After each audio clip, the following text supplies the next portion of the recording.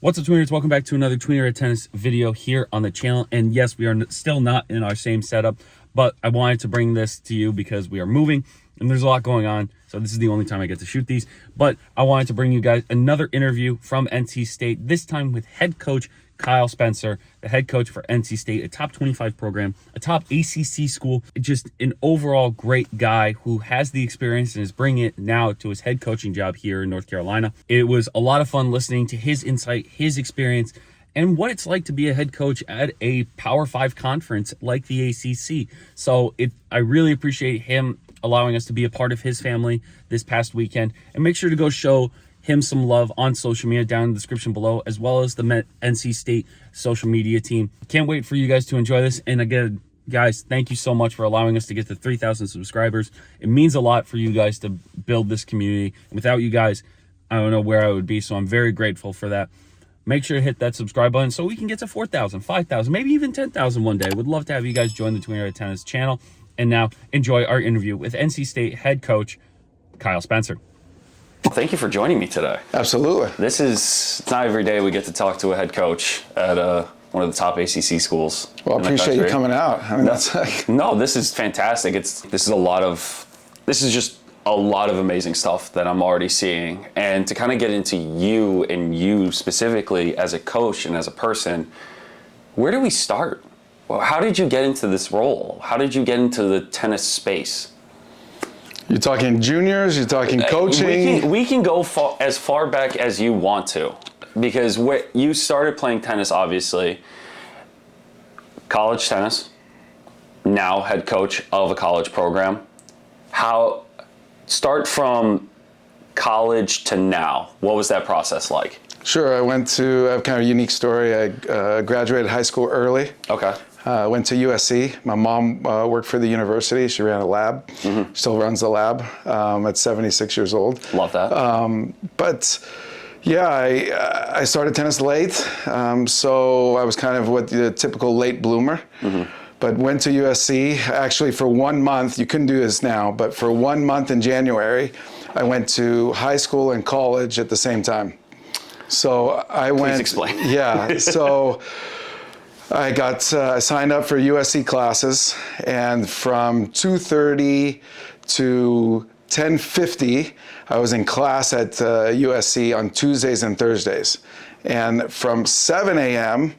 to noon, so I had 0 period in high school, to noon, I went to high school Monday through Friday. So on Monday, Wednesdays, and Fridays, I'd go to high school, and then I'd drive the 45 minutes to USC, and I'd do USC practice, weight workout. I was on the team. And then on Tuesdays and Thursdays, I went to high school till noon, drove to USC, started class at 2 o'clock, 2:30, finished at 10:50, and then actually practiced at 11 p.m., from 11 p.m. till 12:30 with Matt Anger, who was the assistant coach, who then went on to be the Washington head coach, who's now just retired. And then I'd drive home. And so I did that for a month. A month? A month. Okay. And I'm a morning person, so in that regard, it wasn't awful, but at the same time, the night practices were amazing to me. I was on a college campus. I was basically still a high school kid, and I was practicing with somebody who had been 20 in the world, and I thought I couldn't get any better. So redshirted that semester, and then came back, started with my freshman year, did all 4 years at USC.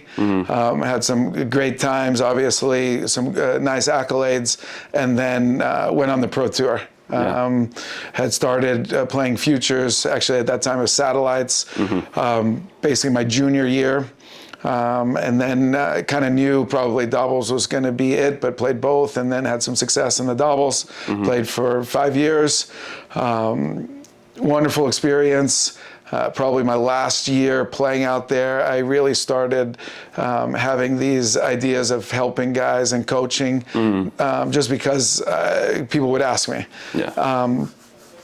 So finished, traveled on the tour for a year with my good friend Cecil Mamet, who was I think he was the first freshman to win the NCAAs in singles since John McEnroe was a top 100 in the world. Great opportunity for me. Realized after about 8 months, loved doing that, but knew that maybe I wanted to do something else. Went and became USC assistant coach with then head coach Peter Smith before all the NCAA titles.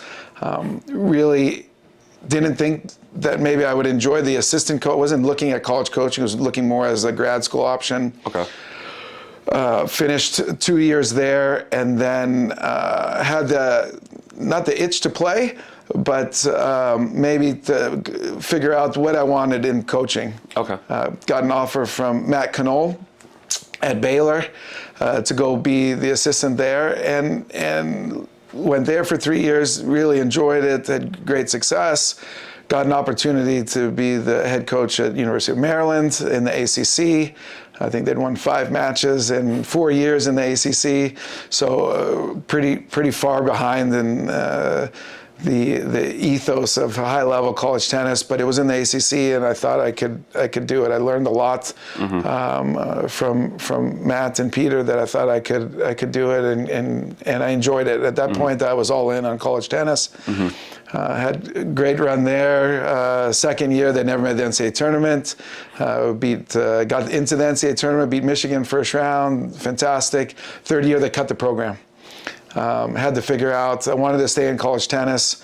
Got an offer from Ramsey Smith down the road and John Stokey, and became the volunteer. Yeah. And my wife was in DC, I was in Durham, driving back and forth, 4-hour drive was doable. Then I got a call at the end of that semester, from Carl Neufeld at SMU, who had recruited me to USC before he took the SMU job. So as you know, college tennis, there's lots of these types of stories. And then went there for 5 years. First 2 years there, I think I came in, they were ranked 200 or something, and we had no facility. And then now they obviously have an unbelievable facility. So after 2 years, we got the facility, made the Sweet 16 there, really enjoyed our time, didn't see myself leaving. Then was asked to interview at 2 places. We had just had a little boy, my wife and I, and got the offer to interview at NC State and LSU. Ended up working at NC State. The AD at the time was Debbie Yao. Debbie Yao hired me at Maryland, so that was a nice connection, along with Michael Lippitz, who's now in Illinois, Chicago. And since then it's just been an amazing ride. I was really fortunate. Best recruit right out of the bat, Chris James, who I consider the best assistant in the country. Just an amazing guy, amazing coach. And then just started with the slow build. What was fortunate for us was we had talent here. Yeah. We had, they were coming off not a very good season, but you never know when you take over a program, really the ins and outs and what you have, what you don't have. And athletic department been super supportive, and just kind of slow build from there. Yeah, and for you too, the first question I have to ask from that is, how do you build a program from Maryland, NC State, SMU? How do you build a program that doesn't have that recognition or doesn't have that spotlight on it to turning it into a top 50, top 25, even now a top 20 program? What's your recipe for success? Number one, I think you have to have a vision. Okay. And number two, I'm really fortunate. I've played for or worked for 4 coaches that have won a national championship. And what they gave me was the ability to describe the vision and then show me what that vision looks like. So 2 different coaches, Final Four team, I know that Final Four match looks like. So it's very easy to go, okay, I know what the number 1 player is supposed to look like. A lot of coaches who haven't been to a Final Four know what that looks like. But do you know what the number 5 and 6 player looks like? And what does that match look like? Yeah. So in terms of experience in building the program, I might not have had the experience, but I knew what needed to happen. I knew what it needed to look like. Okay. And then you start with standards. And these are completely different buckets. So vision, standards, and then people. Yeah.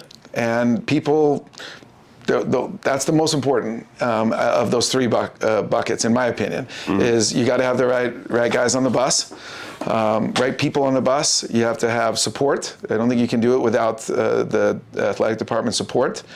And then you just go every day and get a little bit better. Get 1/10 of 1% better every day. Whether it's recruiting, whether it's a team practice, whether it's scheduling, all of those things add into what the vision should be, and then how to kind of get there. And you've obviously had the experience. You had amazing people to look up to and to gain knowledge from and to learn every day. How did you find that right path when you say vision, expectation, when you have all these things that you were very confident with in saying?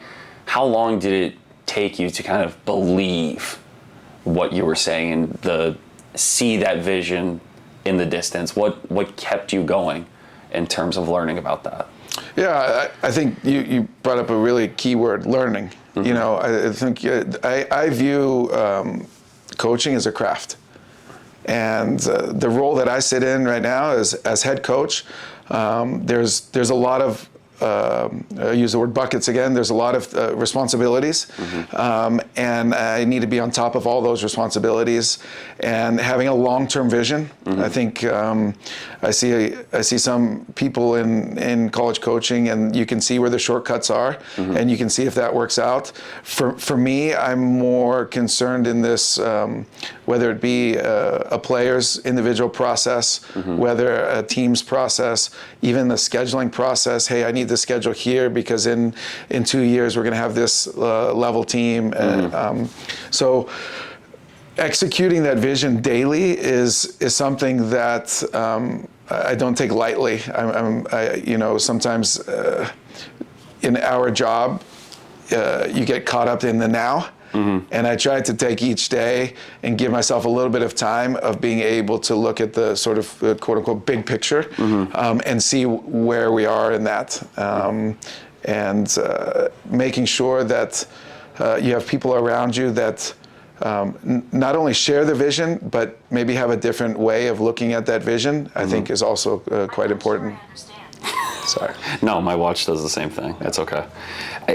And for you too, in talking about this vision and understanding it, how do you resonate that with the players or with recruits? How do you resonate that to not just them, but to your staff as well with Chris? How is that possible, or how do you achieve that with other people? Yeah, I think you start with individual interests. So if it's a player, you look at, and you be, honesty, black and white, for the most part, black and white in terms of the standards, but understanding that everybody's coming from a different space. Everyone has they had different parents, they had different coaches, they had a different path, they're from a different country, they had different experiences, but understanding that with all of those things, there are some like-minded people around you that are going to help foster your growth and development. And being able to provide examples is very helpful. And you talked about in the beginning, sometimes that's hard. In the beginning for me as a coach, I had to use myself as an example. Somebody who started tennis at 12 and a half years old, and being able to say, okay, this is what's possible. And because this happened for me, I'm never going to put a ceiling on you. And if you want something, here are the processes that we believe that you need to do to be able to get there. Are you willing to go through that? And hopefully you figure that as student athletes, tennis players, in the recruiting process, you hopefully are able to garner some of that and be able to say, okay, yeah, that person is right for what we're trying to do. From a coaching perspective, is making sure that somebody like Chris or Dennis are heard. They have the voice. It's okay to be on the bus and sit in a different seat.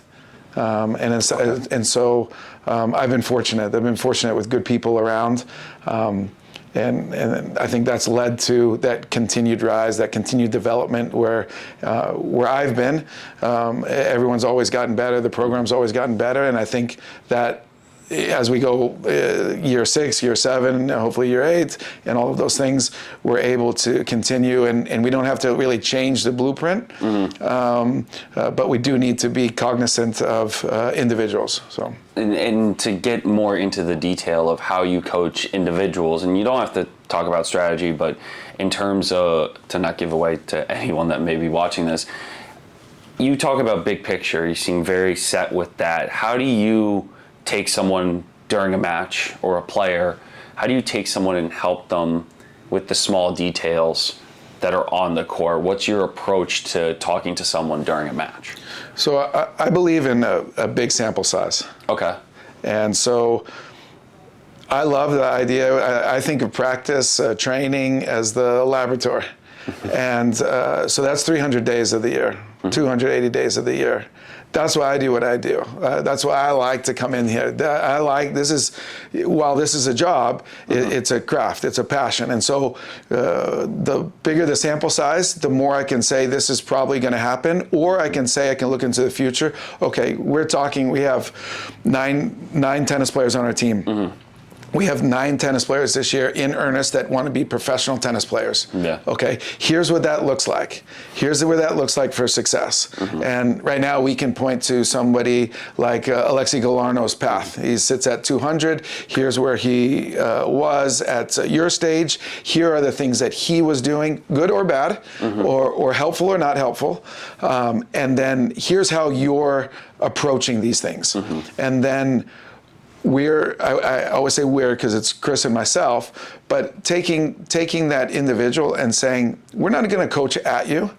We're going to have a conversation, make sure we're all on the same page. Identity is very important. Like if you tell me, Philip, you want to be Kyle, I want to be a serve and volleyer, right? And then we get you in a competitive, whether it's a practice set or a match or whatever, and you're playing 1.5 meters behind the baseline, and you're not serving and volleying, right? Then what you want to do and what you're actually doing are not congruent. So we have to have that talk. We have to figure that out. We have to, okay, what are the blocks here? Are you not telling the truth? Or are you not able to do what you want to do for a particular reason? So I think keeping that, look, we had 8, 9 guys, and I keep all those things in my head. I keep, okay, this is what this person needs at this point. Yes, in 2 years, this person wants to be on the ATP tour. He needs to be leaving here at 400 ATP so he can avoid the futures. What are the parts of his game that are going to allow him that upward progression? What does he need? What doesn't he have? What does he need to have? And then go from there. And we try to do that with each guy. And so far, I feel like we're on that right path. But it's something that's, in this generation, it's all about right now. Yeah. And we try to do some of the rewiring that we help them understand and establish more of these long process goals, these big picture ideas about what it's supposed to look like when you're doing it on the professional side. In the meantime, we have these individual events in the fall. We have these team events. Spring season as a team, and we need to be cohesive. We talk a lot about that tennis is 11-month sport, for good or for bad. Yeah. And you're like, we're in January right now. Now we're entering this team season, and you're going to be playing no ad. You're going to be playing with 5 other guys in singles, two other doubles teams right next to you. There's going to be a crowd. So in this setting, here's how this setting looks like for your tennis. And then we're going to get to the end of May, and you're going to go off and you're going to play whatever it is. You're probably going to go into a playing block. What is that going to feel like? What does it feel like when you make finals of a futures and you come back and you got to go and play, you play the finals on Saturday or Sunday and then you play again on Tuesday. What does that feel like? Now multiply that by 10 weeks times 3 blocks. right? Yeah. This is how to be a professional tennis player. Wow, my shoulder is really sore after making the finals. Yeah. You know, giving them those, what is this going to look like on the big stage when I do it for real? But then also, like, how do we incorporate that into the college tennis structure? And I think it's really cool. I think it's really unique. And so that's hopefully that. No, it does. You touched on a lot of points, and I could talk about every single point that you just mentioned. But the one point I want to talk about, well, actually two, you talked about rewiring. What are you trying to rewire them from? Because I feel like they come into college tennis with a certain mindset. They're playing for themselves. They're playing juniors, whether or not that's ITF or UST or UTR, whatever is now being implemented now. So what do you mean specifically when you say rewire them when they get into the college setting? So I think when you come up through the juniors, the players that we recruit are playing high-level juniors and beginning pro events. Sometimes you get a challenger here or there, but mostly futures. And I think anybody would tell you on the futures circuit, it's about you play the first set, and most of the time after the first set, I would say there's a 70% chance that the opponent that lost the first set is thinking, next week will be my week. Okay, and so there's a lot of determining, specifically in that match, they're pre-programming the win or the loss. Number two, they're used to playing 4, 5, 6 weeks in a row without probably necessarily working on their game. And just getting them when they come in here to say, okay, here are the things that are going to elevate my tennis. Here's my weapon structure. Okay, here are my deficiencies. Which ones matter? Which ones don't matter? And then now you have to be willing to spend 2, 3, 4 years of understanding that this is the last time in your tennis career, unless you're one of the top 10 in the world where you can take 5 months off. You know. Because your ranking is secure. This is the last time that you actually get to work on your game, work on parts that are going to naturally help you for the rest of your tennis career. And without the constant, number one, scrutiny, and number two, self-evaluation while you're competing, and allow a coaching team and like-minded individuals to help shape that process for the long term. And you know, that's what I mean by like the short, you know, the shortcut or whatever. There is no shortcut. No. There's no shortcut. And so, look, you go off, you play 3 tournaments, great. You come back into the lab, and it might take you 3 weeks, 4 weeks, 5 weeks to be able to improve something. It might take you a semester. It might take you a year. That's the beauty of our game, is there's no science to say Ben Shelton, great example, is here. And oh my gosh, in 2 months he went to here. But what was the work done before that? Nobody sees that. That's the college tennis environment. Alexei Galarno. When we got him, 0 points. You know, and I was talking to one of our players the other day, and you're like, wow, in 18 months, Alexei's 200 in the world. No. It's been 5 years. 5 years. Because after the first year, he was 800. After the second year, he was 500. After the third year, he was 350. And it's not he's been out there. No, it's this gradual build, and he has always had to come back and go, okay, what's the next thing? Is it the diet? Is it the forehand inside in? Is it the whatever it is? So I think people get lost on, like, there's no, and I can't speak for the women's tennis because I'm not fortunate to coach on the women's tennis. I'm fortunate to coach in the men's tennis. But our game on the men's side is really, really physical. And many of the we'll call them boys at 16, 17, 18, right, are not mature yet. And they won't be mature until 22. And the actual maturity of the male is like more at like 28, 29 athletically. So we've got a long way to go.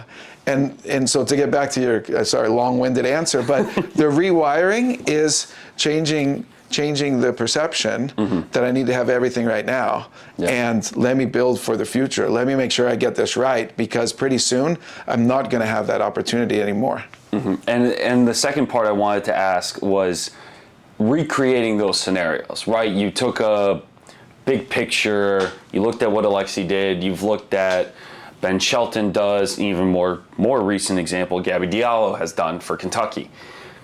How do you recreate those scenarios, like you said, playing with a crowd, playing with people next to you, playing with the other team in your ear, playing with all these different aspects to a college game that you don't see? How do you try to recreate those in order to fulfill that mindset or to get yourself into that mentality? I don't necessarily think that you recreate it. Okay. As it relates to the training and practice structure. Okay. I think you analyze what has happened. I went to South Carolina and I did this. I went to Virginia and this is what happened in this match at this time. Okay. And part of that is because tennis is so unique in the number of variables presented, and those variables, how they change match to match, city to city, practice set to practice set. So what holds up, what didn't hold up, where's the focus? Yeah. So I could go in and say, okay, Martins Rosens can come to me and say, look, the backhand pass, I'm really struggling on this backhand pass, and all my focus is going on the backhand pass. And then we go watch the tape or the video of his last match, and he played 3 backhand passes. And he served 45 times. So why is my attention on the backhand pass? Well, maybe because it was on break point and I missed it and da-da-da. Well, what led to that? Where's really our focus? Like, I think oftentimes just the psyche of tennis players is, in one of the pitfalls, is distraction and competitive distraction. What's really going on? And being able to kind of sift through the weeds and then refocus the individual on what's important. Yep. It's actually more important that you serve 65% than worry about your backhand pass. Exactly. Let's put the right amount of emphasis, let's put the right amount of focus, right, on the backhand pass, which could be 2%. Yeah. As opposed to the serve, which is, say, 70%, whatever you want to call it. Yeah. So I think that to me is the fun part. It's the challenging part, because you got to multiply that by 9 guys, and it's different for every guy. Yeah, I totally agree. And as insightful as this is in terms of your coaching, please explain to me what that is on your wall. I've been very curious for the last 10 minutes. Yeah. So my wife made this for me. Okay. And believe it or not, I'm not a big trophy guy. Okay. And I got the chance. I'm a native of Great Britain. I was born there. My family is all English, or British, as we should say. And so I got a chance to play in the 2000 Sydney Olympics. Wow. And so these are some of the things that she found in a folder and said, what is this? They were at my parents' house. And she said, Kyle, this is like a really big deal. And I said, yeah. And so this is, I guess, is something every athlete got, saying of recognition. And then afterward, because you're an Olympian, these are, it's kind of embarrassing, these are invitations to meet, to be received by the Queen and the Prime Minister. All the British Olympians got to do this. Wow. Yeah. And so the next question is, or the next comment would normally be, and from my wife originally was, wow, you got to meet the Queen. I said, no, I didn't go. And she said, what do you mean you didn't go? I said, well, I ended up playing a challenger in Slovakia right after the Olympics, instead of meeting the Queen and going to a reception. And if you know me, that's probably not that far-fetched. I'm not I'm not a big trophy guy.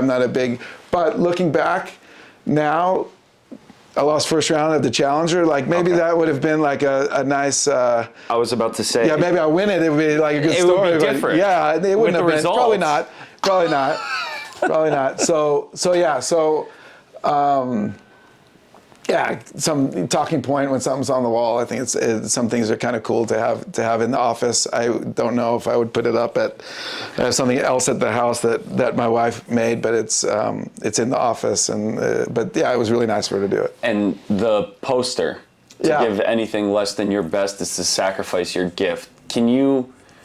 Where did you get this? And is this very inspirational to you? What does it mean to you? Yeah, so this is a quote that I really love. Mm-hmm. And if you know about Steve Prefontaine, that's kind of what the guy is all about. Mm-hmm.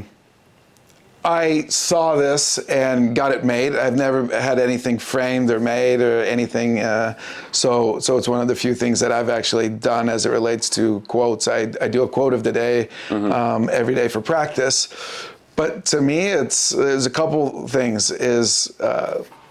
Two things. One, get better. Yeah. Every day, get better. And I use 0.1% every day. It was funny. Colin Schick, who's just graduated, who's in medical school now, actually used that quote he told me in his medical school applications and interviews. I love that. And then the other one that I really believe is like you can't be a 10 every day. You're just not. Whether it be performance, your effort can be a 10, but you can't be your overall is not going to be a 10. So if you're a 7, be a 7. Okay. Don't be a 6 because you're a 7. Because you're so upset that you're a 7 that you end up being a 6 or a 5. Mm-hmm. Those things are really important to me. Giving your best, that's the norm. And what I'm so excited about with our team this year is if you don't give your best, everybody's going to see it and you're going to get stepped on in the practice form. Yeah. It's just how it is. Yeah. It's competitive, and I love that, and it's competitive because we have guys doing that. Yeah. So that's why it's up there. It's also, a little reminder to myself to make sure that I'm turning over the stones, that everyone in the program is doing everything that they can to help advance the program. Kyle, thank you so much for doing this, man. I really appreciate it. Absolutely.